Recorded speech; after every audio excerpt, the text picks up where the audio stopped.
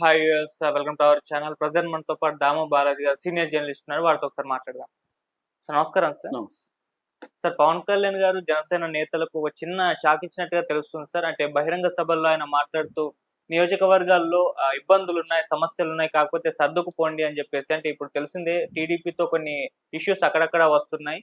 So దానిపైన జనసేన నేతలు మాట్లాడడం జరుగుతుంది. దాన్ని ఉద్దేశించి ఆయన మాట్లాడడం జరిగింది. సో ఇప్పుడు సర్దుకుపోమ్మండి అని చెప్తున్నారు కదా, మరి జనసేన నేతలు సర్దుకుపోయే పరిస్థితి కనిపిస్తుందా? ఎలా చూడొచ్చు సార్ ఈ అంశాన్ని?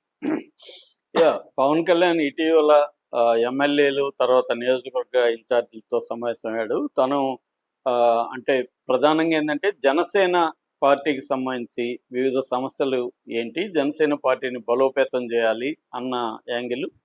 రెండవది జనసేన అంటే ఈ కూటమి ప్రభుత్వంలో జనసేన, బీజేపీ, తెలుగుదేశం మూడు కలిసి ఏర్పాటు అయినాయి కాబట్టి ముఖ్యంగా జనసేన తెలుగుదేశం మధ్య కింది స్థాయిలో అనేక సమస్యలు ఉన్నాయి.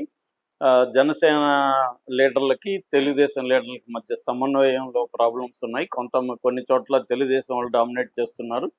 జనసేన నాయకుల మీద దాడులు కూడా జరుగుతున్నాయి. సో జనసేన ఎమ్మెల్యేలు ఉన్న చోట కూడా వాళ్ళ మాటగా చెల్లుబాటు కావట్లేదు. అధికారులు ఎవరు వీళ్ళ మాట వినట్లేదు.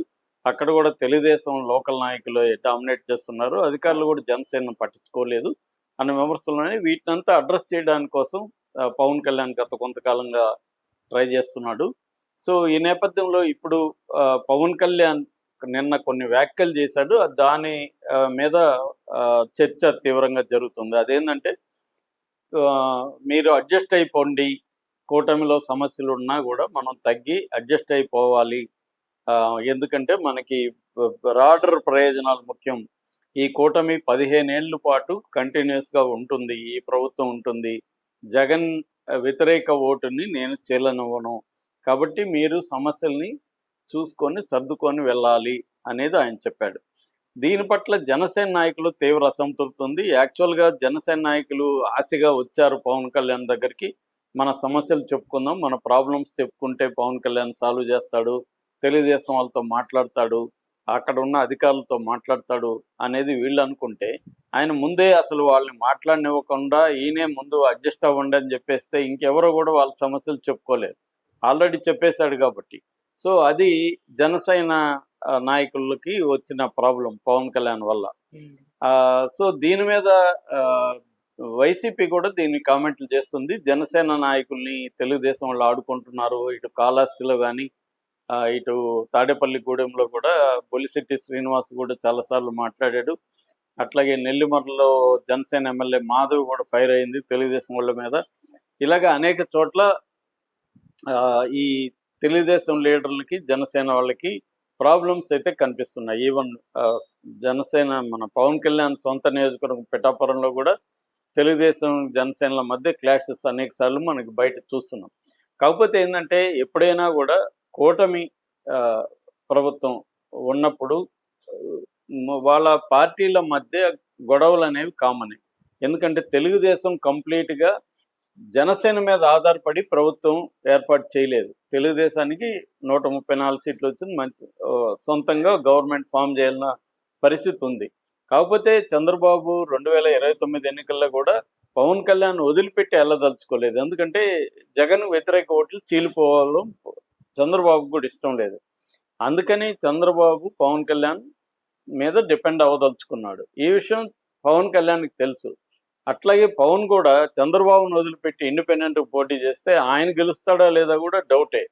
ఎందుకంటే ఆయనకున్న ఓట్ షేర్ అంత 6 దాటలేదు. కాబట్టి 6% ఓట్ షేర్తో పవన్ కళ్యాణ్ ఎంతమంది ఎమ్మెల్యేలని తెచ్చుకోగలడు, ఆయన గెలుస్తాడా లేదా కూడా అనుమానం. కాబట్టి పవన్ కళ్యాణ్కి చంద్రబాబు అవసరం ఉంది. ఎందుకంటే జగన్తో వెళ్ళలేడు, బీజేపీతో సొంతంగా బీజేపీ వెళ్ళిన బీజేపీకి 1% కంటే ఎక్కువ లేదు. కాబట్టి ఖచ్చితంగా పవన్ కళ్యాణ్కి చంద్రబాబు అవసరం. సో పవన్ కళ్యాణ్ చెప్పింది కరెక్టా కాదంటే 100% కరెక్టే. పవన్ కళ్యాణ్ పాయింట్ ఆఫ్ వ్యూలో చూసుకున్నప్పుడు పవన్ కళ్యాణ్కి ఎప్పుడైనా కూడా అనేక సమస్యల్లో ఏది ఇంపార్టెంటు, ఏది సెకండరీ అనేది ఒక ఆర్డర్ ఆఫ్ ద ప్రాబ్లమ్స్ని ఎప్పుడైనా చూస్తాడు. నాయకుడు అనేవాడు మొత్తంగా చూస్తాడు, కంప్లీట్గా హోల్ పిక్చర్ని చూసి మన వ్యూహం ఎలా ఉండాలనేది నాయకుడు అనుకుంటాడు. కానీ కింది నాయకులు అక్కడి వరకే చూస్తారు వాళ్ళు. సో ఈ నియోజకవర్గంలో మనకి ఇబ్బందులు ఉన్నాయి కాబట్టి అంతవరకే చూస్తారు. కానీ నాయకుడు అనేవాడు మొత్తంగా చూడాలి, ఫ్యూచర్ చూడాలి, ఇవన్నీ దృష్టిలో పెట్టుకొని వ్యూహాన్ని రూపొందించుకోవాలి. Pawan Kalyan point of view నుంచి చూసినప్పుడు పవన్ కళ్యాణ్ చేస్తున్నది కరెక్టే. ఎందుకంటే వైసీపీ జనసేనకి తెలుగుదేశం మధ్య గొడవలు పెట్టి జనసేనని ఈ కూటమి నుంచి దూరం చేయాలనేది వైసీపీ వ్యూహము. వైసీపీకి అది అవసరం కూడా. ఎందుకంటే తమ వైసీపీకి 40% ఓట్ షేర్ ఉంది. మిగతా 60% చీలిపోతే ఈ 40%తో అధికారానికి రావచ్చు. ఇంకొక 5% తీసుకోగలిగితే 45% ఉన్నా కూడా అధికారంలోకి రావచ్చు. కానీ వీళ్ళు కలిసి ఉంటే అధికారంలోకి రావడం కష్టం. అందుకని వైసీపీ ఏం చేస్తుంది, జనసేన తెలుగుదేశం మధ్య ఏదో ఒక గొడవ పెట్టి వాళ్ళని విడదీయాలని చూస్తుంది. చంద్రబాబు పవన్ కళ్యాణ్ విడిపోయే ప్రసక్తి కనిపించట్లేదు. పవన్ కళ్యాణ్కి అవమానం అని, పవన్ కళ్యాణ్కి ప్రభుత్వంలో నామకే వాస్తే తప్ప నిజమైన పవర్ అంతా కూడా లోకేష్ దగ్గరే ఉందని, లోకేష్ డిఫాక్టో సీఎం లాగా వ్యవహరిస్తున్నాడని, పవన్ కళ్యాణ్ ఊరికే ఉత్తుత్తి బెదిరింపులు అప్పుడప్పుడు చేస్తుంటాడు కానీ పవన్ కళ్యాణ్కి రియల్గా ఏమీ పవర్ లేదనేది వైసీపీ కథనం. అది వాస్తవం కూడా కావచ్చు. కానీ పవన్ కళ్యాణ్కి అదే చాలు.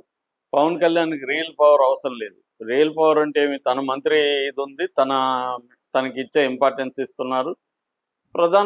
ఎప్పుడైనా కూడా ప్రధాన పార్టీ సెకండరీ పార్టీ ఉన్నప్పుడు ప్రధాన పార్టీనే అధికారం చలాయిస్తుంది. సెకండరీ పార్టీకి దానికి ఎంత అర్హత ఉందో అంతే ఇస్తుంది. అది పవన్ కళ్యాణ్కి కూడా తెలుసు.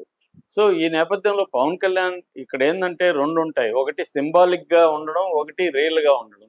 సింబాలిక్గా పవన్ కళ్యాణ్కి పవర్ ఉన్నట్టుగా చంద్రబాబు కూడా సింబాలిక్గా పవన్ కళ్యాణ్కి పెద్దపీట వేస్తున్నాడు. ఎక్కడికక్కడ పవన్ కళ్యాణ్కి ఇంపార్టెన్స్ ఇవ్వడం అనేది చంద్రబాబు కానీ లోకేష్ కానీ జాగ్రత్తగా చేస్తున్నారు. కానీ రియల్కి వచ్చేసరికి వాళ్ళే మొత్తం డెసిషన్ మేకింగ్ అంతా కూడా చంద్రబాబు లోకేషే చేస్తున్నారు తప్ప పవన్ కళ్యాణ్ డెసిషన్ మేకింగ్లో పార్ట్ కాదు. ఇది పవన్ కళ్యాణ్కి కూడా తెలిసే చేస్తున్నాడు పవన్ కళ్యాణ్. కాకపోతే ఇక్కడ పవన్ కళ్యాణ్ ముందున్నది ఏంటంటే ఈ తన ఓట్ బ్యాంక్ అంతా కూడా కూటమికి పడాలి, అట్లాగే తెలుగుదేశం ఓట్ బ్యాంకు తనకు కూడా రావాలి. అంటే కింద స్థాయిలో 2 పార్టీల ఓట్ బ్యాంకు చెక్కు చెదరకుండా ఉండాలి. ఇది చెదరకుండా ఉండాలంటే పవన్ కళ్యాణ్ ముందున్న సవాళ్ళు ఏంటంటే, అడ్డంకులు ఏంటంటే, కింది స్థాయిలో నాయకుల మధ్య గ్యాప్ పెరిగిపోతే అది ఓట్ అనేది కొంత చెదిరిపోతుంది. అది నిలబెట్టుకోవాల్సిన అవసరం పవన్ కళ్యాణ్కి ఉంటుంది. తన ఓట్ బ్యాంక్ని చెక్కు చెదరకుండా నిలబెట్టుకోవాలి, దీన్ని తీసుకెళ్ళి కూటమికి అందించాలి. ఇది పవన్ కళ్యాణ్కి ఉండే కర్తవ్యం. ఈ కర్తవ్యం ఒక రకంగా కత్తి మీద సామే. జాగ్రత్తగా లేకపోతే పవన్ కళ్యాణ్కి ఇబ్బంది.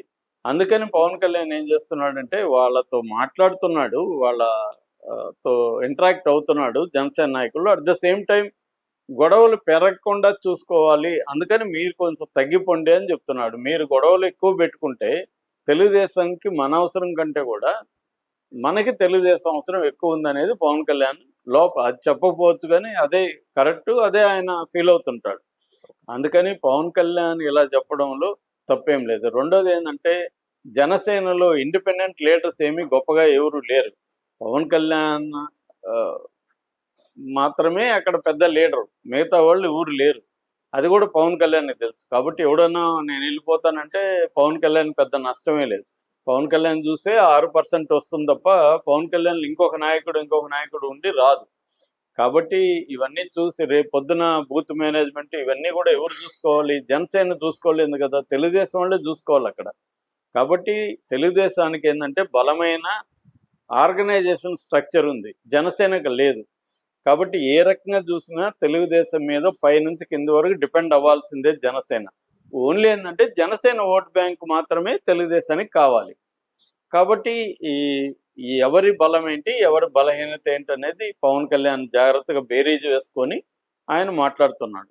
కాబట్టి Pawan Kalyan point of view నుంచే ఆయన మాట్లాడిన దాంట్లో ఏమీ తప్పు లేదు, ఖచ్చితంగా అడ్జస్ట్ చేసుకోవాలి. ఇప్పటి వరకైతే జనసేన మొత్తంగా జన సైనికులు కానీ పవన్ కళ్యాణ్ అభిమానులు కానీ తెలుగుదేశం పట్ల తీవ్ర అసంతృప్తి అయితే ఇప్పటి వరకు ఏమీ లేదు.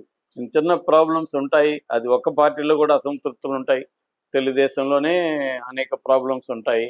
వైసీపీలో ఉంటాయి, అవన్నీ కామన్. కాబట్టి పవన్ కళ్యాణ్ ఏంటంటే ఒక హోల్ పిక్చర్ని, భవిష్యత్తుని దృష్టిలో పెట్టుకొని తన మూవ్స్ని వేస్తున్నాడు. ఇప్పటి వరకైతే అతను వేస్తున్నది కరెక్ట్గానే ఉన్నాయి. అంటే తన లక్ష్యానికి అనుకూలంగానే అతను మూవ్ అవుతున్నాడు తప్ప భిన్నంగా ఏమీ అవ్వట్లేదు. Okay sir. Thank you so much sir.